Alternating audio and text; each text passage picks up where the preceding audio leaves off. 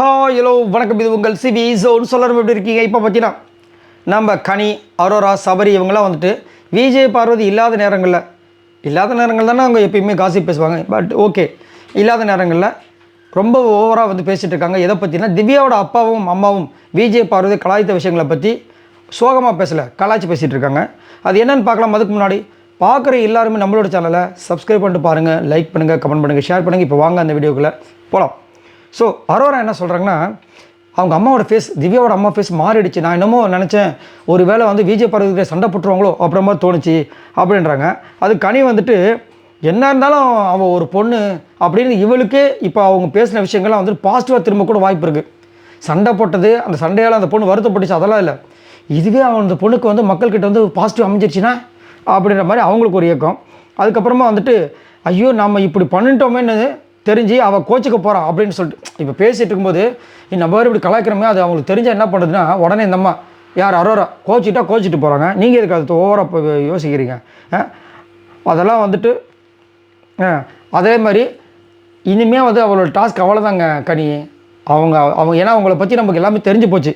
இதுக்கப்புறம் அவங்களுக்கு கேமே கிடையாதுன்னும் போது சபரி வந்து கலாய்க்கிறார். என்னென்னா இப்போ தான் நம்மளுக்கு தெரிஞ்சிச்சுல, இனிமேல் வந்து நம்ம என்ன பாரு பரவாயில்ல பாரு அப்படியே பாருன்னு சொல்லி நம்ம கலாய்ச்சி விட்டுருவோம் அப்படின்னு அவர் ஒரு பிளானை போகிறாரு. இன்னொரு பக்கம் வந்து அரோரா வந்து என்ன சொல்கிறாங்கன்னா, விஜய் பார்வதியோட கேமே வந்து ஃபுல்லாக சண்டை போடுறது தான். அதான் நம்மளுக்கு தெரிஞ்சு போச்சுல, இதுக்கு மேலே அவர்கிட்ட என்ன கேம் இருக்குன்னு போது சபரி என்ன சொல்கிறான்னா, ஆனால் நீ அரோரா இதை பண்ணியிருக்கக்கூடாது, ஏன்னா கிராஸ் பண்ணி போகிறாங்க.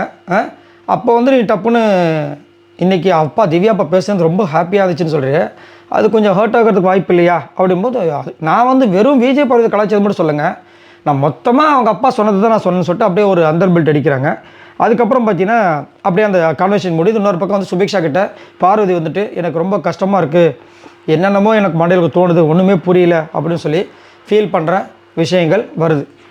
ஸோ ஒருத்தங்க வந்துட்டு ஃபேமிலிலாம் வந்து வெறும் விஜய் பார்வதி அண்ட் விக்ரம கொஞ்சம் கலாச்சாரம் வச்சுக்கலாம். விஜய் பார்வதி தான் அல்டிமேட் அவங்களுடைய கோலே வந்து கலாச்சிருக்காங்க அப்படின்னா, சரி விடு, எதனால் நினச்சிக்காத, சரியா, மைண்டில் எதுவும் போட்டு குழப்பிக்காது, அவங்க எதுவும் பெரியவங்க தெரியாமல் பேசிட்டாங்க அப்படின்னு யாராவது சொல்லுவாங்க பார்த்தா இல்லை, எல்லாம் வந்துட்டு ஒன்று என்ஜாய் பண்ணுறாங்க, இல்லை இந்த மாதிரி கலாச்சிருக்காங்களே இது அவங்களுக்கு பாசிட்டிவ் அமைஞ்சிருமோ, இப்படி தான் அவங்க மண்டை போதே தவிர மற்றபடி அந்த பொண்ணு பாவம்ப்பா எவ்வளோ தான் அதுவும் வந்துட்டு இது பண்ணும் அப்படின்னு கொஞ்சம் கூட தோணவே மாட்டேது.